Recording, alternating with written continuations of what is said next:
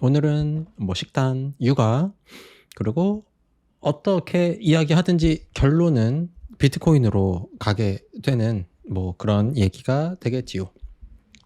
자, 식단 먼저 한번 얘기를 해볼게요. 자, 카니부어, 이제 육식을 하는 식단을 이야기하는 것이죠. 그래서 채식을 안 하고, 고기를 먹자, 뭐 이런 건데, 한국에서는 이미 수십 년 아니고 수백 년 아니고 수천 년 전부터 알려져 왔었지만 대중들의 무관심으로 서양에서 왔다라고 생각을 해서 이제 영어 단어로 사용을 하고 있고, 마땅하게 한국 단어로 좀 쓸만한 단어가 없죠. 뭐 육식주의 뭐 이렇게 얘기할까요?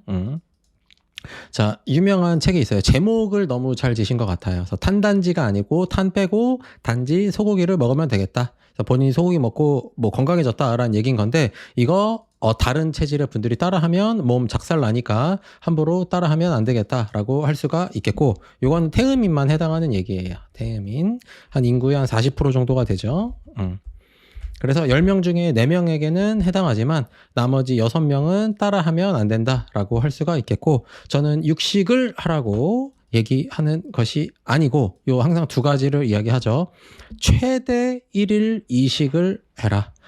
아침에 내가 출근했더니 옆자리에 있는 동료가 바나나를 줬다. 그리고 점심 먹고 저녁 먹었으면 3번 먹은 거예요. 그러면 최대 1일 이식이고, 뱃살이 잡힌다면 1일 1식으로 줄여주셔야 되겠죠. 그리고 그 한 끼를 먹을 때, 그 한 끼 또는 두 끼를 먹을 때는 동물성 지방과 단백질 위주의 식단을 해라 라는 것이 제가 방점을 찍고 있는 이야기가 되겠지요. 그래서 육식을 해라가 아니라 소고기나 돼지고기나 닭이나 생선이나 내가 먹어봤을 때 소화가 잘 되고 든든한 것을 먹고, 그 외에 단백질이랑 지방 함량이 많은 천연 물을 먹어라 라고 얘기하는 것이고, 이런 가공된 당이나 탄수화물 쪽에 해당하는 것은 우리가 줄일 수 있도록 하자. 그리고 식사 횟수를 줄이자. 이렇게 두 가지로 이야기를 하고 있죠. 이것을 카니부어라는 한 단어로 이야기하기에는 담고 있는 함량이 많기 때문에 이렇게 식단을 해라 라고 제가 이야기를 항상 하고 있는 것이고, 이렇게 하는 식단은 5개월 할 게 아니라 한 50년 정도 하는 것을 목표로 하고 있으니까 이렇게 식단을 했으면 좋겠다라고 제가 이야기를 하고 있죠. 근데 이제 일부 분들이 이제 뭐 황제 다이어트로 대표되는 고기만 먹는 것을 일정 기간만 하고 나 다이어트 끝났으니까 말아야 되겠다라고 식단을 하고 있는데, 제가 원하는 것은 그런 것이 아니라 우리가 할아버지 할머니가 됐을 때까지 건강하게 지내는 것을 목적으로 하고 있기 때문에, 이런 두 가지 틀 안에서 내가 먹어보면서 결정을 했으면 좋겠다라는 것이 되겠고, 소고기가 됐든 돼지고기가 됐든 닭고기가 됐든 생선이 됐든 내가 소화가 잘 되고 건강하면 뭘 먹어도 그냥 소화가 잘 됩니다. 그 정도를 느낄 수 있을 정도로 민감도가 높은 사람은 흔치 않기 때문에, 내가 민감도가 높다면 내가 맞는 것을 드시면 되겠고, 그렇지 않다면 적당하게 동물성 지방과 단백질을 열심히 먹어야 되겠다. 그리고 식사 횟수는 줄이면 줄일수록 좋다. 요 두 가지 대원칙을 지키면서 본인만의 식단을 만들어 볼 수 있으면 한다라는 것이 제가 식단에 대해서 이야기하고 있는 방점이 되겠지요. 소고기, 돼지고기, 닭고기, 생선 중류에서 이런 종류들 중에서 내가 선호하는 것을 위주로 먹으면 된다라고 이야기할 수가 있겠고, 박진영 아저씨가 어떠한 치료로도 고치지 못한 아토피, 게다가 알레르기성 비염까지라고 이야기를 해서 식단을 굉장히 이제 유기농 식단으로 바꾸셨다라고 이렇게 이야기를 하시는데, 요 말씀하시는 거 들어보면 치료를 하신 적이 없어요. 그래서 어떠한 치료로도 고치지 못했다고 이야기하셨는데, 어떠한 치료를 하신 적이 없지요. 제약회사 영업사원한테 가서 증상을 억제하는 것을 열심히 사다가 먹은 것이 열심히 치료를 받았다, 모든 치료를 받았다라고 이야기하는 것은 너무 어리석은 판단이다라는 생각이 들고, 치료를 안 했으니까 낫지 않았던 것이다 라고 말씀을 드리고 싶죠. 자, 그 다음에 저도 7살, 지금 현재 7살 딸 아이를 키우고 있는 입장이기도 하고, 그리고 엄마나 아빠들과 상담을 자주 하는 상황에 있기 때문에 이것에 대해서도 한번 이야기를 하고 싶어요. 자, 자녀 문제에서 걱정하는 것은 어렸을 때는 이제 식사를 걱정하죠. 식단, 식사 뭐 이런 것들, 식사. 이것에 대해서 걱정하는 이유는 키와 몸무게 때문이죠. 그런데 엄빠들이 모든 분들이 그러는 건 아닌데 다수의 분들이 이제 아이들이 학교에 들어가면 갑자기 이런 것들을 무시하시면서 갑자기 성적으로 바뀌게 되죠. 근데 우리 아이는 내가 봐도 공부를 못할 것이라고 판단이 된다라고 한다면 뭐 진로, 꿈, 뭐 이런 것들 때문에 아이들을 평가를 한다기보다도 이런 것들에 방점을 많이 찍으시는 경우를 많이 보게 됩니다.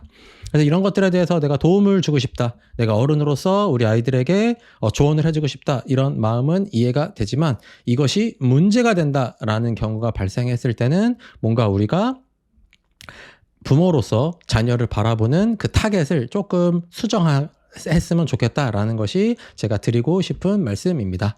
자녀 문제로 고민하거나 부부가 이것을 같이 의논하고 뭐 할머니 할아버지와 친구들과 의논해서 어떻게 했으면 좋을까 이렇게 하는 것은 너무 좋죠. 그리고 아이는 온 마을이 키울 수 있는 것이고 한 명 또는 부부 둘이서 키울 수 있는 것이 아니기 때문에 온 마을의 도움이 필요하지만 그것이 어떤 임계점을 넘어서 부모님들께서 스트레스 정도까지 들어가게 된다면 대부분의 경우에 이것은 아이 문제가 아니라 화성에서 온 남자와 금성에서 온 여자를 여러 번 잃지 않은 부부 문제에서 기인한다라고 저는 판단하고 있어요. 이런 문제들이 온 마을이 우리 아이들을 키우기 위해서 많은 도움을 주지만 결정적이게 아이들의 인생에 영향을 끼칠 만한 결정을 할 때는 결국에 부부가 같이 결정을 하게 되죠. 그러면 같이 부모님들께서 두 분께서 같이 의논을 하시면 좋겠는데 실제로 그런 것들이 원활하지 않으니까 그 원활하지 않는 데서 기인하는 문제가 아이에게 아이가 하는 행동에서 조금 핀트가 나가거나 핀트가 조금 문제가 있다라고 판단되는 것이 스트레스로 발현된다라고 생각을 하고 있어요. 자, 현재 아이를 키우시는 분들은 50대 분들도 있지만 보통 30대, 40대 정도가 되겠죠. 현재 2025년 21세기 피아트 머니가 스탠다드를 이루고 있는 오늘날 이 시점에서는 일반적인 경우에서는 부부 사이가 좋을 수가 없지요. 안 그래도 각자 먹고 살기도 힘든데 아이들까지 부양을 해야 한다면 직장에서는 직장에서의 문제, 그리고 집에서는 내가 직장에서 너무 많은 에너지를 쏟기 때문에 이 가족들과의 에너지를 쓸 수가 없어서 그런 데서 오는 문제들, 괴리들이 항상 이 부부 사이를 좋지 않게 만들 수 있다라고 생각을 해요. 그래서 부부 사이에 각방을 쓴다거나 싸우지 않았는데도 당연히 각방을 쓴다거나 각방을 쓴다란 이야기는 부부관계를 섹스리스라고 하면 되겠죠. 부부관계를 하지 않는 것을 자연스럽게 생각하는 이런 부분들을 제가 이야기하는 것이죠. 그러므로 우리는 이것을 좋아지게 만드는데 에너지를 쏟으셔야 한다라고 이야기를 하고 싶고, 그렇게 에너지를 쏟을 수 있는 근간은 비트코인 0.2개 이상에서 발현이 된다라고 할 수가 있고, 이것만 있으면 돈 많이 안 벌어도 됨 정도로 할게요. 많이 안 벌어도 되기 때문에 부부분들께서 상담을 받는 것도 좋고 여행도 좋고 두 분이서 뭐든지 시간을 보내시기를 말씀을 드리고 싶다. 우리 아이가 문제가 돼요 라고 말씀을 하시면 두 분이서 사이좋게 지내셔라. 저는 이렇게 이야기를 하죠. 저는 머리가 아파요. 두통이 심해요. 생리통이 심해요. 허리 디스크가 터져요. 뭐가 안 좋아요. 발목이 자주 아파요. 라고 이야기를 하시면 저는 뭐라고 얘기하냐? 저녁을 자꾸 먹으니까 그런 것이다 라고 이야기하고, 아이 때문에 문제가 돼요. 아이가 어떻게 했는데 이럴 때 어떻게 해줘야 될지 모르겠어요. 이런 것들을 의논하시는 건 괜찮지만 이런 것 때문에 스트레스를 받는다 라고 말씀하시면 배우자와 시간을 어떻게 보내고 계시냐 라고 질문을 하고 있습니다. 그래서 두 분이서 사이가 좋다면 아이 때문에 스트레스 받을 일이 없게 되고 거기서부터 모든 것이 풀려간다라고 말씀을 드리고 싶고, 많이 어색하지만 같이 해보셨으면 좋겠다. 저도 저희 아이가 7살이니까 만으로는 한 6살이 좀 넘어가고 6살이 좀 넘어가고 있는데, 그 기간 동안에 단둘이서 뭘 한 게 한 2번 정도 아이가 어린이집에서 자는 그 캠핑처럼 자고서 부부분들이 시간을 보내셔라라고 이제 해주는 어린이집을 다니고 있어서 지금까지 한 2번 영화 본 거 빼고는 한 6년 동안 둘이서 영화를 2편 본 거 빼고는 단둘이서 뭐를 해본 적이 없죠. 저도 시간이 없었기 때문에. 그렇기 때문에 자녀가 조금 더 커서 아이 때문에 문제가 된다라면 두 분이서 조금 더 시간을 보내셨으면 좋겠다라는 점을 강조하고 싶어요. 부부 사이가 좋으신 분들을 보면은 자녀 문제에 대해서 같이 의논하는 과정에서 둘이 의논을 한다고 그 아이의 문제가 해결되지 않지만 그 과정 속에서 해결되는 실마리가 나오게 되더라. 부부 사이가 좋으신 분들이 아이의 문제 때문에 싸울 수도 있고 아이와 싸울 수도 있고 부부 사이에 싸울 수도 있지만 결국에 잘 극복하시더라. 그래서 저도 그렇게 했으면 한다라는 마음을 가지고 있고 그래서 항상 이렇게 말씀을 드리고 있습니다. 그리고 부부 사이가 좋다면 이걸 보는 자녀의 입장에서 이야기를 해보자면 내가 사춘기나 또는 나의 미래가 부모님에게 영향을 미치지 않는구나. 나는 족밥이구나 라고 판단하게 되면 아이가 방문을 세게 닫지 않는다는 것이죠. 내가 방문을 세게 닫아도 부모님이 거기에 신경 쓰지 않으면 방문을 세게 닫는 나의 손만 아프기 때문에 아이가 방문을 세게 닫는 횟수를 줄이게 되는 것이죠. 그리고 아이가 아무리 부모님에게 대들어봐야 부모님은 너에게 영향을 받지 않는다. 너의 인생과 부모님의 인생이 독립사건이라는 것을 아이가 인지하게 되면 그러면 아이의 이 삔또 나가는 아이들의 그 중2병이라고 하는 그런 것들이 치료가 되는 것의 핵심이라고 할 수가 있겠죠. 그리고 그것은 단순하게 중2병만 이야기하는 것이 아니라 그것이 자녀 교육의 핵심이라고 현재는 저도 생각을 하고 있습니다. 그리고 더불어 아이가 한 5살 정도 지나면 이제 말을 알아듣죠. 그러면 너는 20대가 되면 나가라 라는 이야기를 자주 해주셔야 하고 혹시 물려줄 자산이 있다면 언제 그리고 얼마를 줄 것인지 미리 노티를 해주시는 것을 추천하고 있어요. 그래야 지가 지 인생을 살죠. 그래야 된다라는 점을 역시 말씀드리고 싶고 너는 어차피 짧으면 5년, 길면 15년 안에 나가게 될 것이라는 것을 알려주고 혹시 자산을 그러니까 나의 정신적인 이런 것들 말고 재화를 물려준다면 나는 그것을 너에게 언제 얼마를 줄 것이라고 미리 노티를 하면 그러면 본인도 쫄리면 그때부터 성숙하게 되겠죠. 위기가 있어야 사람은 성숙하게 되고 아이가 열이 나야 면역력이 활성화되는 것처럼 아이들에게 이런 것들을 해주셨으면 좋겠다라고 제가 현대를 살아가고 있는 20대, 30대, 40대 부모님들에게 강조를 하고 있는 부분입니다. 본인의 인생은 본인이 살아가는 것이지만 미성년은 엄마 아빠의 사주팔자를 따라가게 되죠. 내가 나라를 구할 사주팔자를 타고 났다 하더라도 20세 전에는 그것을 발현할 수가 없죠. 크게는 나라, 작게는 정부, 더 적게는 엄마 아빠의 사주팔자를 그냥 따라가기 때문에 그들에게 영향을 끼칠 수 있는 가장 극강은 나라부터 시작해서 부모님까지로 귀결되게 되는데 그런 아이들에게 교육, 그런 아이들에게 좋은 영향을 끼치는 것의 가장 큰 핵심은 솔선수범이라고 할 수가 있게 됩니다. 아이들에게 솔선수범을 하면 아이들은 두 가지라고 판단을 하게 되죠. 좋아 보여서 따라 하게 되던가 구려 보여서 나는 저러지 말아야지. 대부분의 아이들은 요 두 가지로 생각을 하게 되고 그 다음에 아무 생각 없죠. 미성년이니까 생각이 미성숙하잖아요.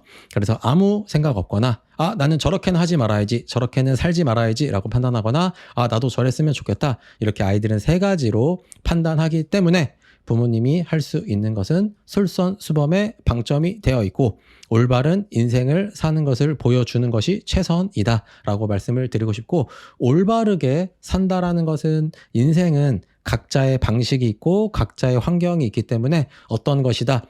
너는 훌륭한 인생, 너는 바른 인생이라고 그 인생 전체를 평가할 수는 없지만 일정 시간을 잘랐을 때 짧게는 일주일, 길게는 한 달, 뭐 더는 1년 또는 뭐 20대 10년 이런 정도의 기간 동안에 훌륭하고 우리가 배우고 싶고 내가 따라하고 싶은 인생을 살아가고 있는 사람들이라면 이것을 다 하고 있더라 라고 이야기를 하고 싶습니다. 운동하는 것, 그리고 공부하는 것, 이것은 수능 성적을 말하는 것이 아니라 내가 이것을 몰라도 내 인생에 큰 영향이 없지만 그것에 대해서 내가 배우려고 하는 그 자세를, 애리튜드를 이야기하는 것이죠. 그리고 대인관계, 부부 관계는 당연히 포함이 되는 것이고, 가족들 간의 관계, 그리고 뭐 어린이집이든 초등학교 선생님이든 거기서 만나는 선생님들과의 관계, 거기서 지나가는 엄마의 관계, 식당의 선생님들과의 관계, 이런 관계들, 그리고 식단, 위에서 제가 설명을 했었던 그런 식단, 그리고 공산주의에 살면 여기까지가 해당이 되고, 혹시 자본주의에 살고 계시는 분이 있다면 그러면 이것까지, 요렇게까지가 다 방점이 찍혔을 때, 이런 것들을 다 하면서 이런 것들을 더 열심히 하는 방향으로 하고 있을 때 우리가 아이들이 봤을 때 배우고 싶다, 따라하고 싶다, 나중에 저렇게 되고 싶다라고 판단할 가능성이 높아진다라고 할 수가 있겠지요. 그리고 이런 것들을 제대로 하는 사람을 보게 되면 다 제대로 하고 계시는 것을 볼 수가 있겠지요. 운동하는 것, 무언가 배우려고 하는 것, 대인관계, 그리고 식단 조심하는 것, 그리고 내가 열심히 자본주의 사회에서 열심히 돈을 벌어서 그것을 올바르게 저축하는 것까지, 이런 것들을 짧게는 뭐 1년, 길게는 뭐 5년, 10년 하시는 분들은 하나를 하더라도 결국 진리는 동일하기 때문에 결국에 다 하시더라. 그리고 그런 것들을 본 아이들이 나도 저렇게 해야 되겠다라고 따라할 확률이 높아지더라 라고 할 수가 있겠지요. 아이가 기본적으로 따라하게 되어 있고, 그리고 만약에 아이가 일시적으로 안 따라할 수는 있지만 내가 장기간 지켜봤는데 얘가 20년 동안 내가 이렇게 하는데 따라하지 않더라, 그러면 그냥 안 할 팔자인 것이죠. 내가 통장에 10만 원만 있어도 일단 빵원은 아니기 때문에 일단 노는 아이들이 있어요. 그런 아이들은 열심히 사는 뭐 그런 류의 팔자를 타고나지 않기 때문에 어차피 그런 친구들과는 안 보게 된다. 근데 또 아이러니한 것은 그런 친구들은 또 내가 10만 원만 있어서 잘 즐기다 하더라도 그게 영원히 될 정도가 됐을 때는 어떻게 또 10만 원을 얻어질 또 본인들의 팔자가 있기 때문에 그런 아이들은 그냥 그런 아이들이 살아갈 수 있도록 놔두면 되겠고, 우리는 이것을 하면 되겠다라고 말씀을 드리고 싶어요. 혹시 내가 부모고 내가 선배 입장인데 나는 정말로 마음 편히 산다라고 하시는 분들은 그냥 마음 편히 계속 사시면 되고, 나는 자식이 됐든 동료가 됐든 동생이 됐든 우리 가족이 됐든 에게 조금 좋은 영향을 끼치고 싶다, 내가 조금 그에게 도움이 되고 싶다라고 판단을 한다면 내가 솔선수범을 보이는 것이 가장 높은 확률로 저에게 전달할 수 있는 확률이 되겠다라는 점을 말씀드리고 싶고, 사람은 기본적으로 바꿀 수가 없죠. 그래서 검은 머리 짐승은 거두는 것이 아니다 라고 이야기하는 것을 저도 맞는 것이라고 생각을 해요. 그래서 국정교과서 같은 사유를 저는 하지 않으려고 하죠. 왜냐면 본인 인생은 본인이 알아서 살아가는 것이기 때문이죠. 그래서 어차피 자식이 됐든 부모가 됐든 알 바는 아닌데, 혹시 저 사람 또는 저들의 인생에 어떤 그 찰나가 됐든 어떤 기간이 됐든 그 기간 동안에 그게 도움이 됐든 아니면 혹시 멘토가 필요한 상황이 되었을 때